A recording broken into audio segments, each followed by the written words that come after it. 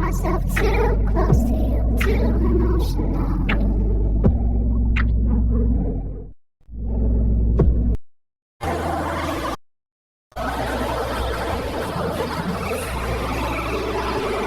ഇപ്പൊ കുറച്ച് സെലിബ്രിറ്റീസ് ഇറങ്ങിയിട്ടുണ്ട് കേട്ടോ. പുതുതായിട്ട് വന്നിട്ടുള്ളതാണ്.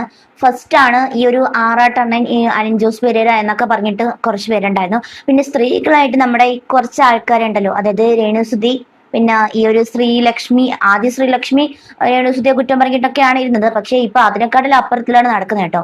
അപ്പം അത് പിന്നെ ഈ ഒരു നയൻതാര എന്ന് പറയുന്ന ഒരു വ്യക്തി, പിന്നെ അല്ലാണ്ട് ഇങ്ങനെ കുറച്ച് കുറച്ച് ആൾക്കാർ രേണുസുതിക്ക് പുറകെ ഒന്നൊന്നൊന്നായിട്ട് ഇങ്ങനെ വന്നുകൊണ്ടിരിക്കുന്ന അഭിനേത്രികളാണ്. എന്തായാലും അവര് വന്നതിന് ശേഷം ഇതുപോലെയുള്ള കുറെ ആൾക്കാർ ഇങ്ങനെ പൊട്ടി മുളച്ചിട്ടുണ്ട്. കാരണം മനസ്സിലായിട്ടുണ്ട്, നെഗറ്റീവ് പബ്ലിസിറ്റി ഉണ്ടെങ്കിൽ മാത്രമേ ഈ ഒരു സമൂഹത്തില് ഇന്ന് പിടിച്ചു നിൽക്കാൻ പറ്റത്തുള്ളൂ. നേന്താരക്ക് നല്ല മാച്ചാണല്ലോ ഈ സാരി.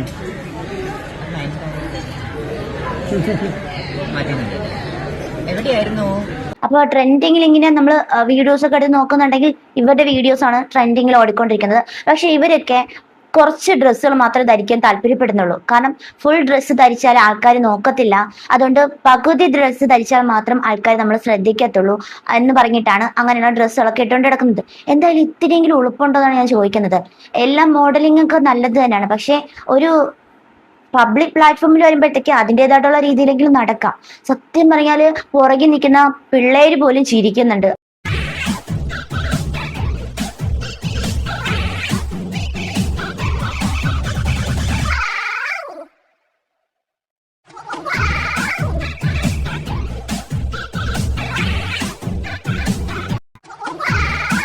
അതുപോലും മനസ്സിലാക്കാണ്ട് എന്തൊക്കെയോ സംസാരിച്ചങ്ങ് നടക്കുകയാണ്. അവിടെ നിൽക്കുന്ന ഒട്ടുമിക്ക ആൾക്കാർ ഇവരെ കണ്ട് ചിരിക്കുകയാണ് ചെയ്യുന്നത്. ഇവരെന്ത് വിചാരിച്ചിരിക്കുന്ന, ഇവരെ കണ്ട് ഭയങ്കര സൂപ്പറാണ്, ഗ്ലാമറാണ് എന്ന് പറയുകയാണെന്നോ. ഇവരുടെ വസ്ത്രദാനം കണ്ടിട്ട് അവർ ചിരിക്കുകയാണ് ചെയ്യുന്നത്. പക്ഷെ ഇത് അങ്ങനെ ബഹുമാനിക്കാനും ഒന്നുമില്ല. കാരണം വെച്ചാല് മറ്റുള്ളവർ കളിയാക്കുന്നതാണെന്ന് പോലും മനസ്സിലാക്കാണ്ട് ഇങ്ങനെ അങ്ങ് നടക്കുകയാണ്. ചിരി കണ്ട് ഇവർക്കൊന്നും തോന്നുന്നില്ല എന്തോ ഈ ഒരു ഷിമ്മി യൂട്ടിങ്ങനെ നടക്കുമ്പോഴത്തേക്ക്. വസ്ത്രദാനം ഓരോ മനുഷ്യന്റെ അവകാശമാണ്, അധികാരമാണ്. അതിലാരും കൈ കടത്താൻ പോകുന്നില്ല. പക്ഷേ ഈ മറക്കേണ്ടതെങ്കിലും മറച്ചുകൂടെ? ഇവ വന്നിട്ട് ഒരുമാതിരി എന്താ പറയാ, കുറച്ച് കാട്ടിക്കുട്ടലുകൾ കാണിച്ചിട്ട് കുറച്ച് നെഗറ്റീവ് പബ്ലിസിറ്റിയിലൂടെ വൈറലാകാൻ വേണ്ടിയിട്ട് ഇങ്ങനെ നടന്നിട്ട് കാര്യമുണ്ടോ?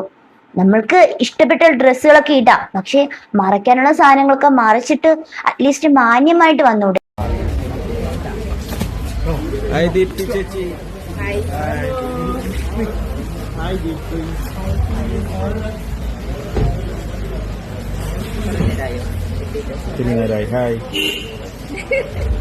എന്തായാലും നയൻതാര എന്തൊക്കെയോ കാര്യങ്ങളും മീഡിയക്കാരോട് പറയാൻ ഇങ്ങനെ വിതുമ്പുന്നുണ്ട്. അതുപോലെ പറയാനും കാണിക്കാനും ആള് വിതുമ്പുന്നുണ്ട്. കഷ്ടം തോന്നുന്നുണ്ട്.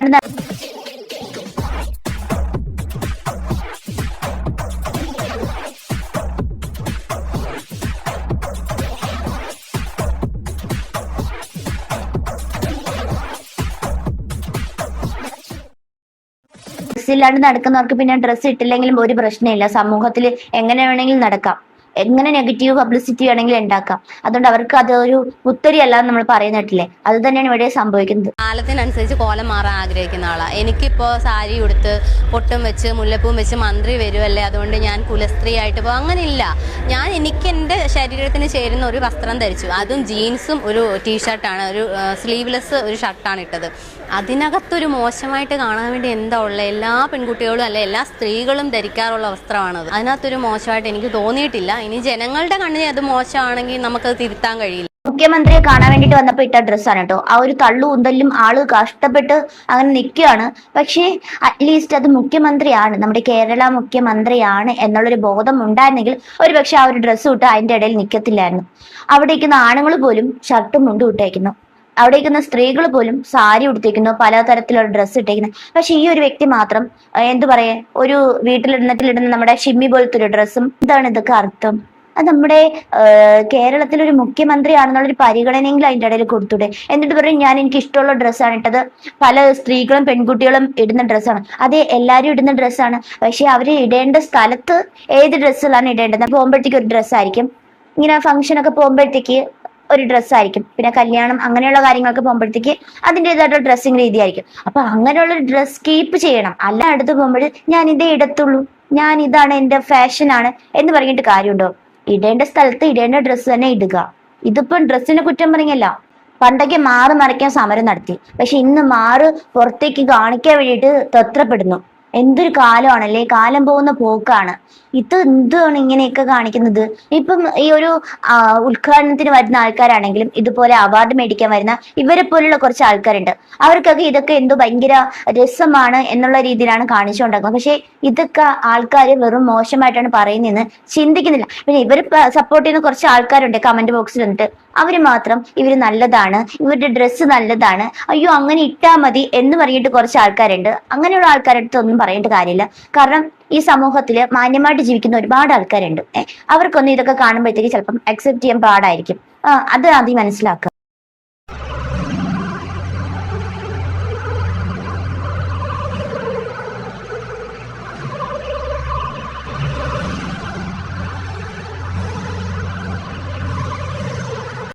ആ ഒരു അവാർഡ് മേടിച്ചുകൊണ്ട് തന്നെ ആ ഒരു കുഞ്ഞിനെ കണ്ടായിരിക്കും, അതിന്റെ കൂടെ നിൽക്കുന്ന വ്യക്തിയെ നിങ്ങൾ കണ്ടായിരിക്കും. ആ കുഞ്ഞ് പോലും നല്ല അടിപൊളി ഡ്രസ്സാണ് ഇട്ടേക്കുന്നത്, പക്ഷെ ഇവർക്ക് മാത്രം ഡ്രസ്സ് ഇല്ല. ഇവർക്ക് വാങ്ങാൻ കഴിവില്ല എന്നാണ് തോന്നുന്നത്. എനിക്കിപ്പോഴാണ് അങ്ങനെ തോന്നുന്നത്. കാരണം ഞാൻ ഫുൾ മോഡലാണ്, അങ്ങനെയുള്ള ഡ്രസ്സുകൾ ധരിക്കുള്ളൂ എന്ന് പറഞ്ഞിട്ട് ഈ ജനങ്ങൾ കാണാൻ വേണ്ടിയിട്ട് അത് ക്യാമറ പോസിന് വേണ്ടിയിട്ടും കുറച്ച് കാട്ടിക്കൂട്ടലാണ് ഈ കാണിക്കുന്നത്. പക്ഷെ ഇതൊന്നും മണ്ടത്തരങ്ങളാണെന്ന് ആരും വിചാരിക്കുന്നില്ല. പിന്നെ വേറൊരു കാര്യം എന്ന് പറഞ്ഞാല്, ഈ നയൻതാര എന്ന് പറയുന്ന സ്വയം നയൻതാര എന്ന് പറഞ്ഞ് വിശേഷിപ്പിക്കുന്നത്, അതും ഇതുപോലെ തന്നെ മറയ്ക്കേണ്ടതെല്ലാം പുറത്തു കാണിച്ചിട്ട് ഇതുപോലെ ഈ ശ്രീലക്ഷ്മി നടക്കും പോലെയാണ് നടക്കുന്നത്. എന്നിട്ട് പറയും ഞാൻ നയൻതാരയാണ്, എന്നെ നയൻതാരയായിട്ട് കൂട്ടു, ഞാൻ നയൻതാരയെ പോലെ തന്നെയാണ് എന്ന് പറഞ്ഞിട്ട് നയൻതാരയുടെ മറുകും കുത്തി അങ്ങനെ നടക്കുകയാണ്. മേക്കപ്പ് ഒക്കെ മാറ്റിയാലേ അറിയാം ഇവരൊക്കെ ഒറിജിനൽ നയൻതാരയാണോ ആരൊക്കെയാണ്. സത്യമേ ഐശ്വര്യ റായി പോലും ഇങ്ങനത്തെ ഡ്രസ്സ് ഇട്ടുകൊണ്ട് വന്നിട്ട് ഇതുപോലെ പബ്ലിക് സ്റ്റേജിൽ വന്ന് നിന്നിട്ടുണ്ടോ എന്ന് ചോദിച്ചാൽ നമുക്കറിയത്തില്ല. കാരണം ഇങ്ങനെ നടക്കുന്ന ആൾക്കാർക്കാണ് ഇപ്പം കുറച്ച് ഇത് സിനിമ നടിമാർക്കോ നടന്മാർക്കോ പോലും ഇല്ലാത്തൊരു വ്യത്യസ്തമായിട്ടുള്ള ഒരു പരിഗണനയാണ് ഇവർക്ക് കൊടുക്കുന്നത്. കാലത്തിനനുസരിച്ച് കോലം മാറാൻ ആഗ്രഹിക്കുന്ന ആളാണ്. എനിക്കിപ്പോൾ സാരി ഉടുത്ത് പൊട്ടും വെച്ച് മുല്ലപ്പൂവും വെച്ച് മന്ത്രി വരുമല്ലേ, അതുകൊണ്ട് ഞാൻ കുലസ്ത്രീ ആയിട്ട് പോകും, അങ്ങനെയില്ല. ഞാൻ എനിക്ക് എൻ്റെ ശരീരത്തിന് ചേരുന്ന ഒരു വസ്ത്രം ധരിച്ചു, അതും ജീൻസും ഒരു ടീഷർട്ടാണ്, ഒരു സ്ലീവ്ലെസ് ഒരു ഷർട്ടാണ് ഇട്ടത്.